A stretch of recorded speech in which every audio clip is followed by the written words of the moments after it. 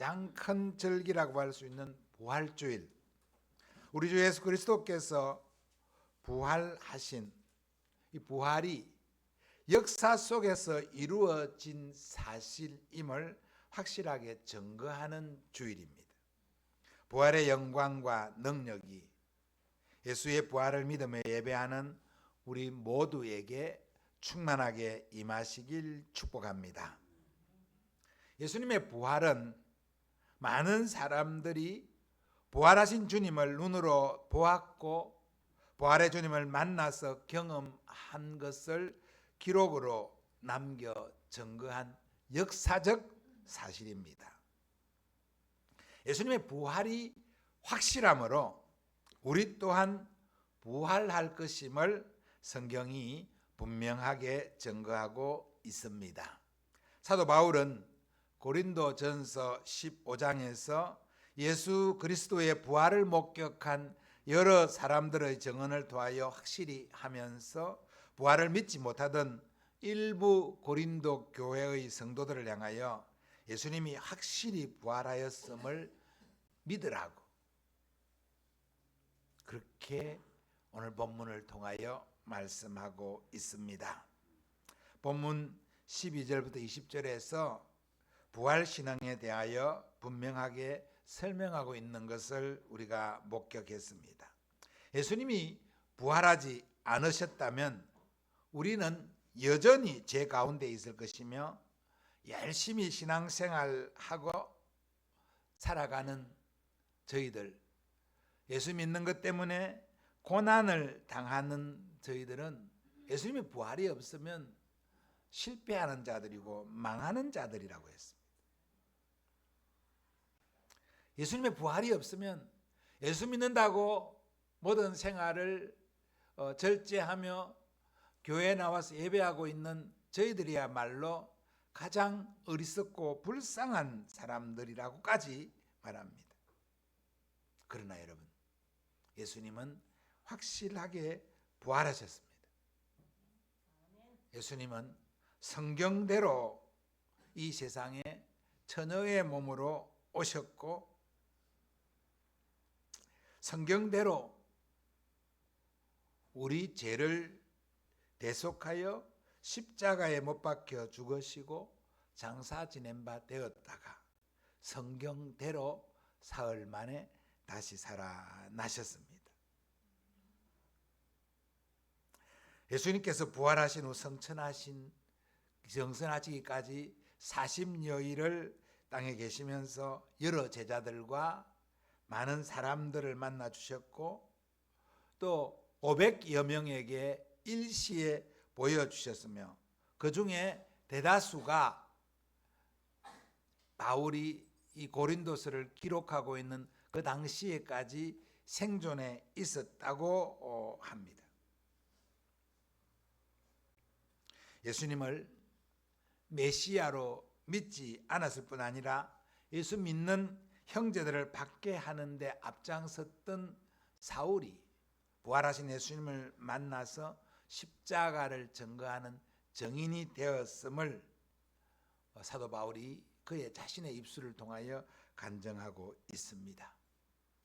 2025년 부활주일에 부활신앙이라는 제목으로 부활의 주님을 만나고 변화되었던 몇 사람의 신뢰를 살펴보면서 우리의 신앙도 그저 이론적으로 예수님의 부활을 믿는 신앙이 아니라 실제의 삶 속에서 부활의 주님을 만나고 그 부활의 주님을 경험하는 그리고 부활의 소망을 가슴 깊이 품게 되는 은혜와 도전이 2025년 부활주일 예배하는 우리 모두에게 있기를 주님의 이름으로 축복합니다. 자, 부활을 만난 사람들, 막달라 마리아가 있습니다. 그는 예수님을 지극히 사랑했던 사람으로 부활의 주님을 만난 증인입니다. 요한복음 20장 18절에 막달라 마리아가 가서 제자들에게 내가 주를 보았다 하고 또 주께서 자기에게 이렇게 말씀하셨다 이러니라고 말씀하고 있습니다. 막달라 마리아는 예수님이 복음을 전하며 하나님의 나라를 전파하던 당시에 예수님을 만난 사람이었습니다. 누가복음 8장 2절에 보면 7 귀신에 붙잡혀 비참한 생활을 하던 마리아가 예수님을 만나 그 귀신의 내쫓임을 받고 그때로부터 예수님을 따랐던, 예수님을 지극히 사랑했던 여인이었습니다. 요한복음 19장 25절에 보면 그녀는 예수님이 십자가에 못 박히시는 그 현장에까지 함께 하였던 여인이었습니다.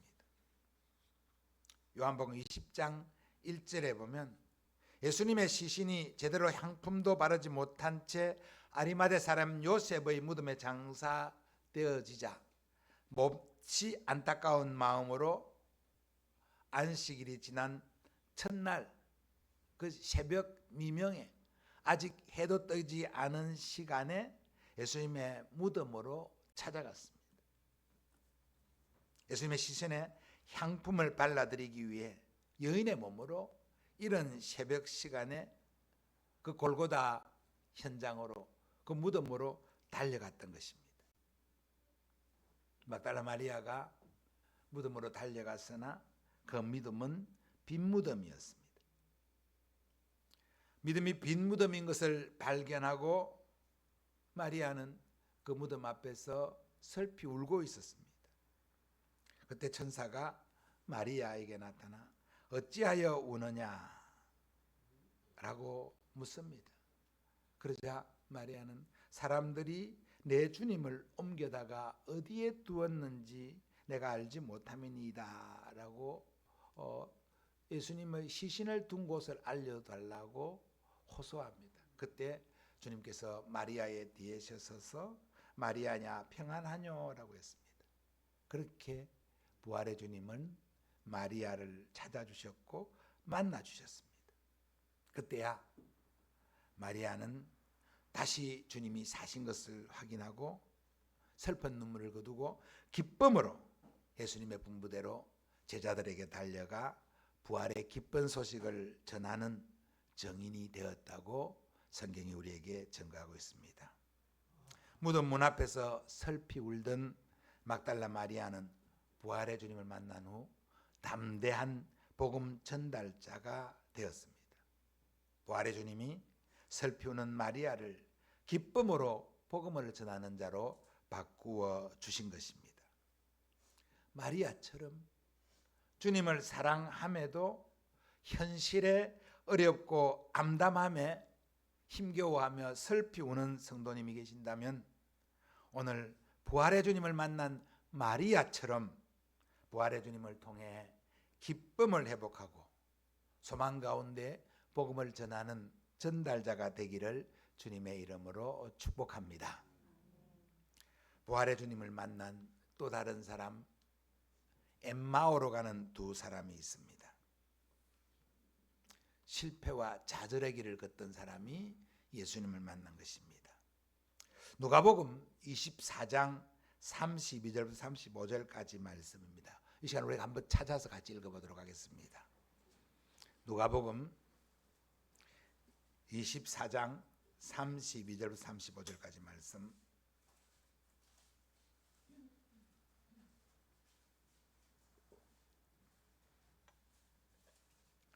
같이 읽습니다. 누가복음 24장 32절. 그들이 서로 말하되 길에서 우리에게 말씀하시고 우리에게 성경을 풀어주실 때에 우리 속에서 마음이 뜨겁지 아니하더냐 하고 곧 그때로 일어나 예루살렘에 돌아가 보니 11 제자 및 그들과 함께한 자들이 모여 있어 말하기를 주께서 과연 살아나시고 시몬에게 보이셨다 하는지라. 두 사람도 길에서 된 일과 예수께서 떡을 떼심으로 자기들에게 알려지신 것을 말하더라 했습니다. 비겁하게 도망가던 사람을 예수님이 만나주신 경우입니다. 엠마오로 가는 두 사람이라고 했습니다. 이들도 예수님의 제자들 가운데 있었던 사람이었던 것 같습니다.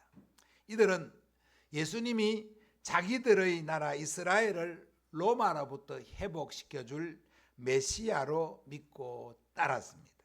그런데 예수님이 로마의 군병들에게 의하여 비참하게 채찍맞고 십자가의 형을 당하고 말았습니다.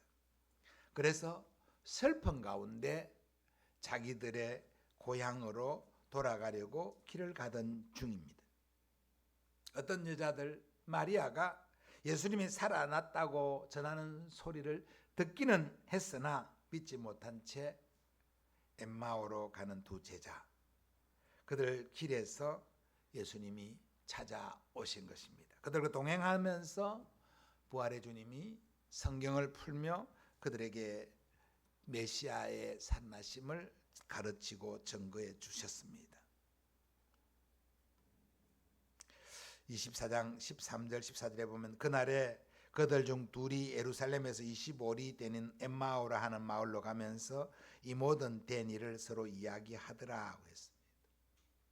예수님이 예루살렘에서 제사장들에게 신문받고 빌라도에게 신문받고 채찍맞고 십자가에 달린 그 일을 이야기하면서 우리가 그가 메시아가 될 줄 알았는데 그가 비참하게 그의 생을 마쳤다. 우리가 그를 따른 것이 다 헛되다라고 하면서 내려가고 있는 겁니다. 이때 주님이 그를 찾아오신 것입니다. 그들과 동행하며 말씀해 주었지만 그들의 눈이 가리워서 여전히 예수님을 보지 못했습니다. 그러나 집에 들어가서 떡을 떼시며 축사하실 때 예수님이 그들의 눈을 열어주셔서 그들이 예수님인 줄 보고 알게 되었습니다. 부활의 주님을 만난 것입니다.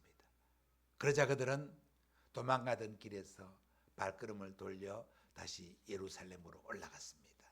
예루살렘에는 여전히 제사장의 무리들이 또 로마의 총독이 빌라도의 군병들이 주 믿는 자들을 박해하려고 서서히 싶은 채 날뛰고 있는 곳입니다. 그런데 부활의 주님을 만난 그들이 그곳으로 돌아가고 있습니다. 그 중에 한 사람의 이름은 글로바라고 했습니다. 이 말은 이 성경이 기록될 당시까지 글로바가 복음을 전하는 자로의 삶을 살고 있었음을 증거하고 있는 말씀입니다.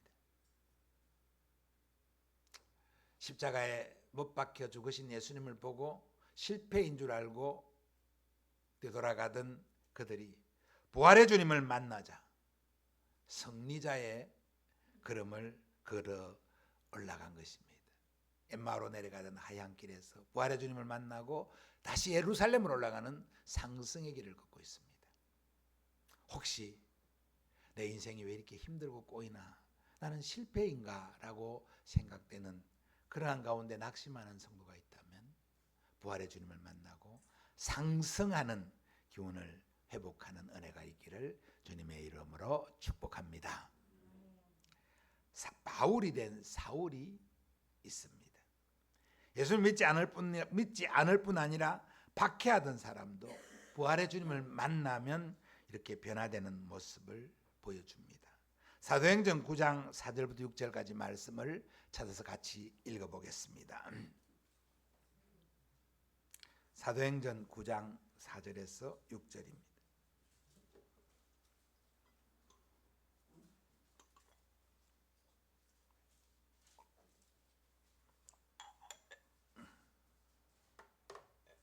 찾으시면 같이 읽겠습니다.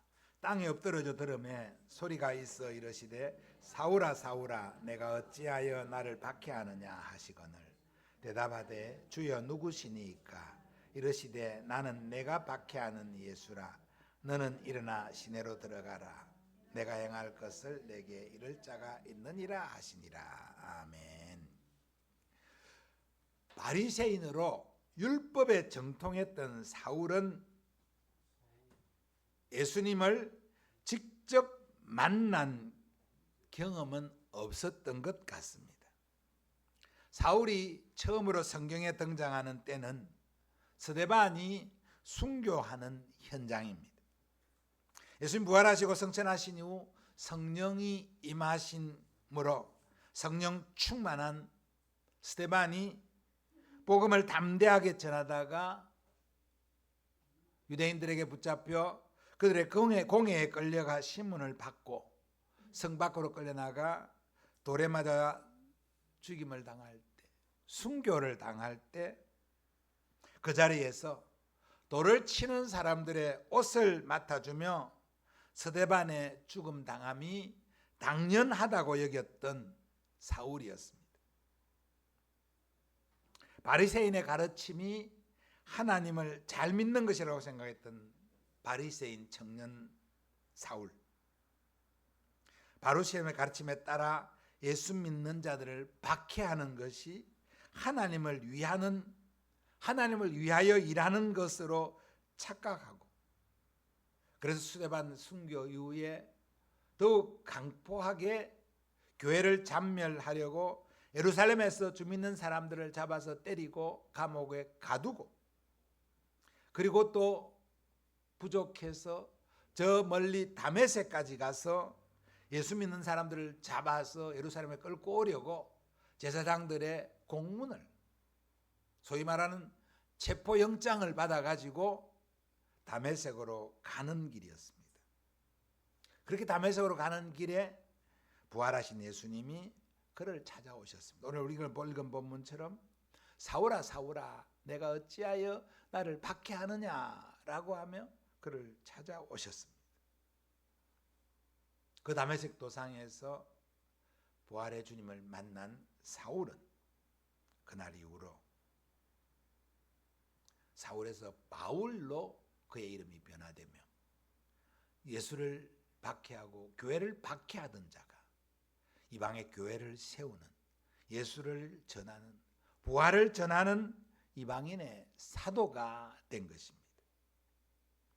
사도 바울은 오늘 고린도전서에서 강력하게 그리스도의 부활이 없으면 내가 전파하는 것도, 우리 사도들이 전파하는 것도 헛것이요 너희의 믿음도 헛것이며 우리가 세상에서 가장 불행한 자가 될 것이라고까지 했습니다.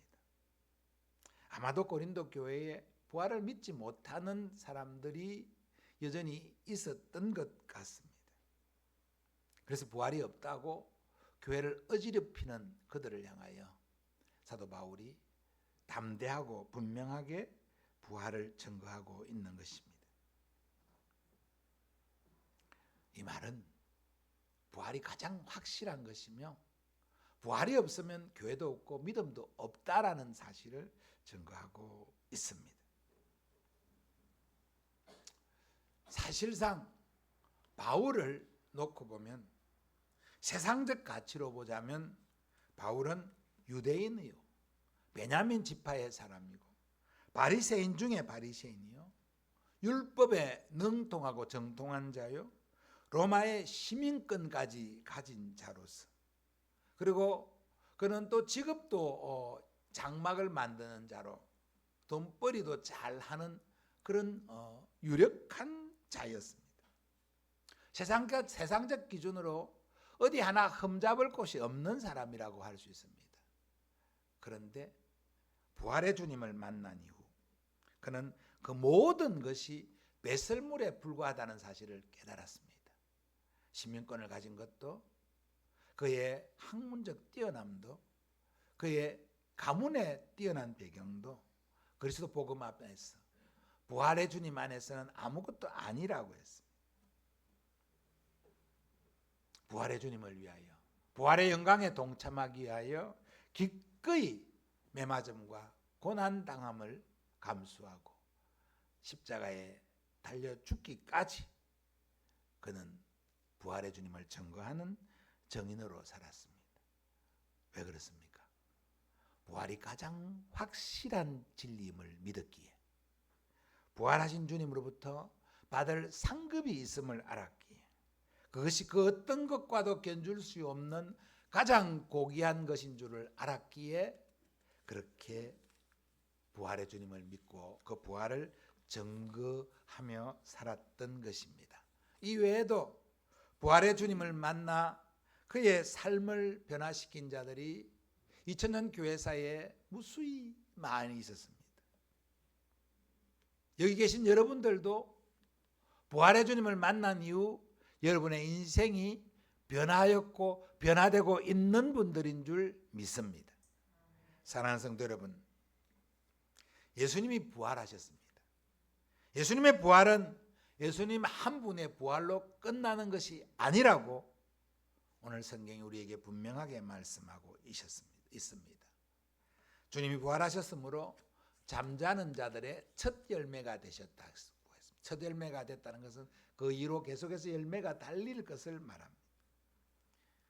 이 말씀은 예수님이 부활하셨으니 우리의 육신도 마침내 부활할 것임을 의미하는 말씀입니다.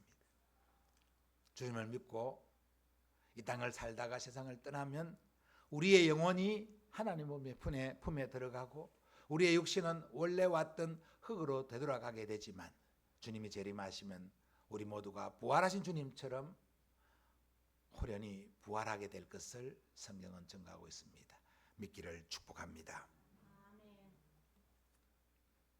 주님의 부활을 확실하게 믿고 부활에 정인된 삶을 사는 저와 여러분 되기를 바랍니다.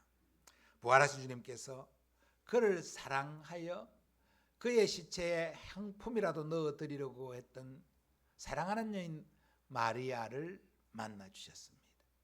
부활의 주님은 주님을 믿다가 실패하고 낙심하며 떠나가던 두 사람의 제자들을 만나서 회복시켜 주셨습니다. 부활의 주님은 자신을 박해하던 사울을 만나서 그를 변화시켜 복음을 전하는 이방인의 사도로 삼아 주셨습니다.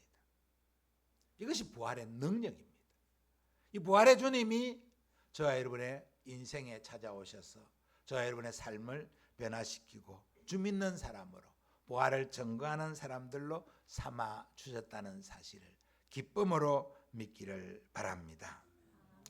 오늘 부활의 주님을 기억하며 부활은 2000여 년 전에 주님 부활하신 것으로서 끝난 기념비적인 사건이 아니라 계속하여 능력으로 역사하시는, 그래서 날마다 부활 신앙을 경험하도록 하는 살아있는 능력의 부활임을 오늘 이 시간 믿고 그 부활 주님의 은혜에 감격하며 그 부활의 정인으로서의 삶을 오늘도 내일도 힘차게 살아가기를 마음에 소원하고 다짐하는 우리 모두가 되기를 주님의 이름으로 축복합니다.